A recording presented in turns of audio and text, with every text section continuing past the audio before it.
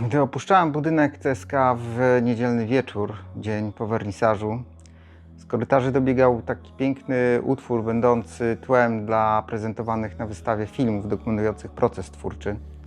Skomponował go mój syn Franciszek wraz z Weroniką Bochat. Takie błogie wokale, które niosły się ambientem po przestrzeni galerii.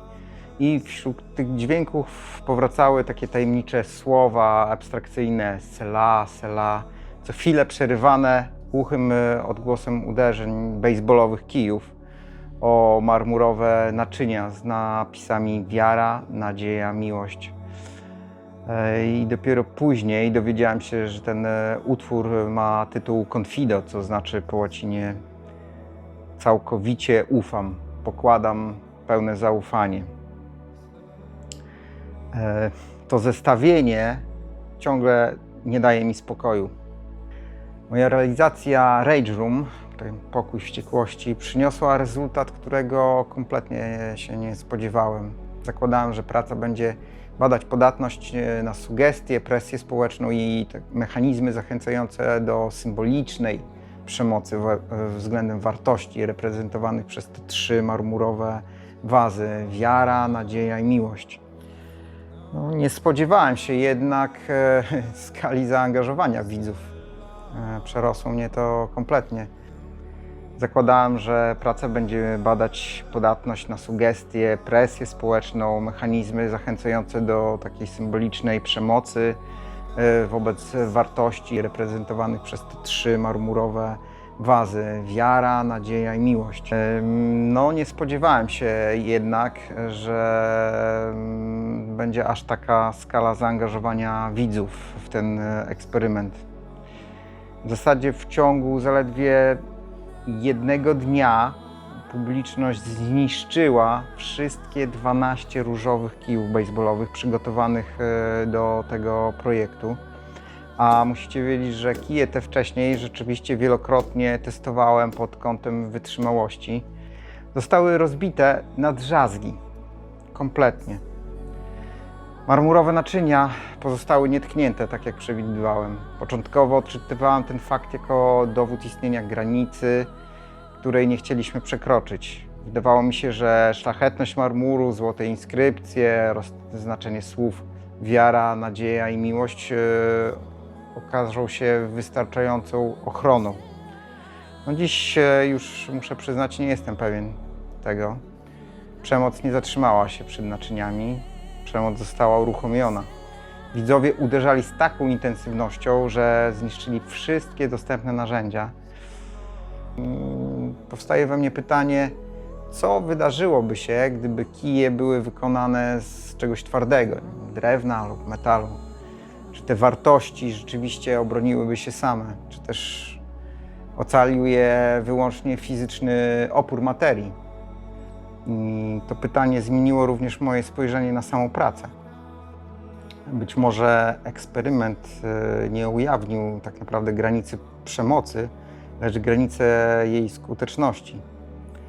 Wchodząc do tej przestrzeni, otrzymujemy symboliczny czek i jesteśmy tam zachęcani, aby wycenić na czeku, wypisać wartość, dosłownie w dolarach, wiary, nadziei i miłości. A na monitorach oglądamy ludzi już uderzających w identyczne obiekty, więc otrzymujemy narzędzie i sugestie działania. Niewiele więcej. Jednak okazuje się, że to kompletnie wystarczy, aby uruchomić zachowania, których sami moglibyśmy po sobie się nie spodziewać. Ta obserwacja przywołuje mi taką refleksję na temat Wiktora Frankla, który po doświadczeniu obozów koncentracyjnych przestrzegał przed przekonaniem, że zło, agresja jest cechą wyłącznie określonych narodów, systemów czy epok. Warunki umożliwiające jego rozwój istnieją potencjalnie wszędzie. Nie dlatego, że jesteśmy źli, czy dlatego, że wszyscy jesteśmy podatni na wpływ sytuacji.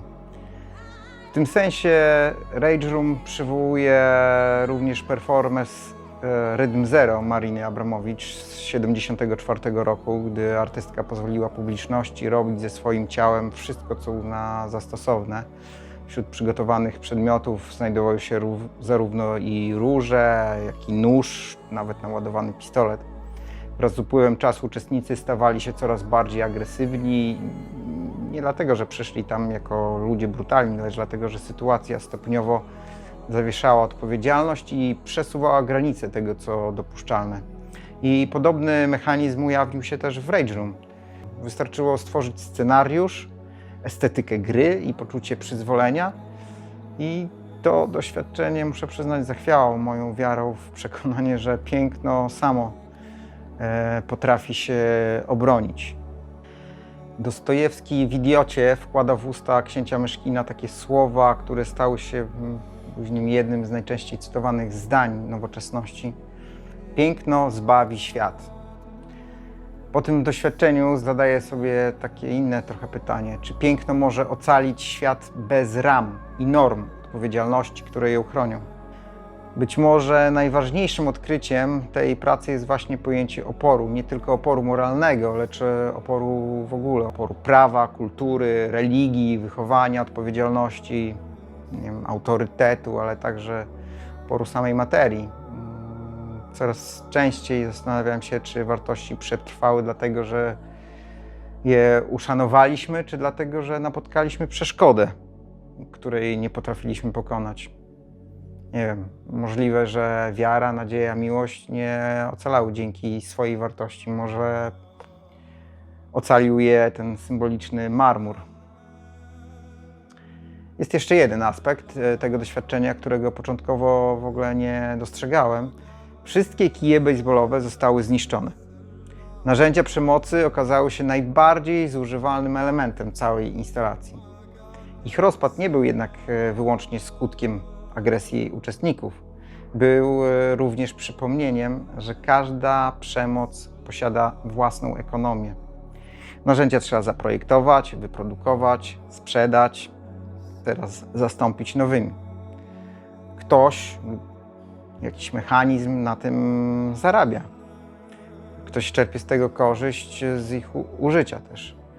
W tym sensie przemoc nie jest jedynie impulsem takim psychologicznym czy moralnym problemem. Jest także produktem.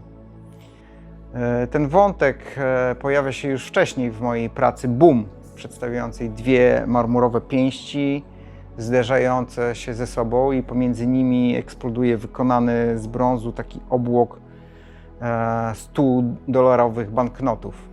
Przemoc i pieniądz nie występują tam obok siebie przypadkowo. Ten konflikt bardzo często generuje zysk. Manipulacja prowadząca do przemocy okazuje się opłacalna dla jednej strony, dla producenta. I historia nieustannie pokazuje, że wojny prowadzone są nie tylko przez ideologię, religię czy narodowe narracje, ale również przez interesy ekonomiczne. Jednocześnie niemal każdy konflikt potrzebuje moralnego uzasadnienia. Żołnierze rzadko postrzegają siebie jako agresorów. Znacznie częściej wierzą, że uczestniczą w wojnie sprawiedliwej, obronnej i koniecznej. To jeden z najbardziej niepokojących paradoksów historii. Ile razy człowiek walczący w okopie był przekonany, że broni dobra, wolności i swoich bliskich. Ile razy był o tym przekonany również wtedy, gdy nosił mundur armii, która dzisiaj uznajemy za zbrodniczą. I to pytanie o przemoc okazuje się więc nierozłączne od pytania o odpowiedzialność. Jak należy odpowiedzieć na zło? Czy przyjąć postawę całkowitego wyrzeczenia się przemocy, której radykalnym symbolem dla mnie pozostaje Chrystus? Czy też może uznać istnienie wojny sprawiedliwej i prawo do obrony? Ten spór towarzyszy naszej całej cywilizacji od stuleci i nie doczekał się ostatecznej odpowiedzi. Mówię o tym parę dni po otwarciu wystawy i nie ukrywam, że momentami mam wilgotne oczy. Myślę o tym, co dalej z naszym światem. Czy postawa Chrystusa, który wzywał, aby nie stawiać oporu złemu, wydaje się dziś jednocześnie radykalna, piękna, utopijna, jak i kontrowersyjna.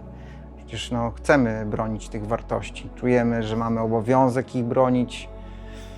No, a jednak historia pokazuje, jak łatwo obrona może zamienić się w agresję, a sprawiedliwość w przemoc. Jak bardzo musimy być czujni, jak nieustannie musimy budować własne człowieczeństwo, aby rozpoznać ten moment, w którym przestajemy być odpowiedzialnymi ludźmi, a stajemy się jedynie narzędziami w machinie przemocy. I co może tak naprawdę nas chronić przed taką zagładą? Czy nie wiem, jest to prawo, filozofia, religia, kultura, może instytucje? Odpowiedź na te pytania od początku stała przede mną na tych marmurowych naczyniach. Wiara, nadzieja i miłość. Nie wiem, może właśnie dlatego słowo confido wraca dziś do mnie z taką siłą. Tytułu tej pieśni, który leciał w tle całego performance'u. I ufam całkowicie. Nie systemom, nie ideologiom. Na pewno nie naszej nieomylności. Ufność, że pod warstwami tego lęku, gniewu, interesów, przemocy istnieje coś jeszcze głębszego. Coś, co pozwala nam ocalić nasze człowieczeństwo. I chociaż ten eksperyment rzeczywiście zachwiał moją wiarą w człowieka, nie odebrał mi wiary w miłość. Chcę wierzyć, że jest ona prostsza niż wszystkie nasze filozofie, religie, systemy polityczne i wojny. Że ona gdzieś spoczywa cicho na dnie każdego ludzkiego serca. I że właśnie tam, głębiej niż strach, głębiej niż przemoc, znajduje się ostatnia granica, która może nas ocalić.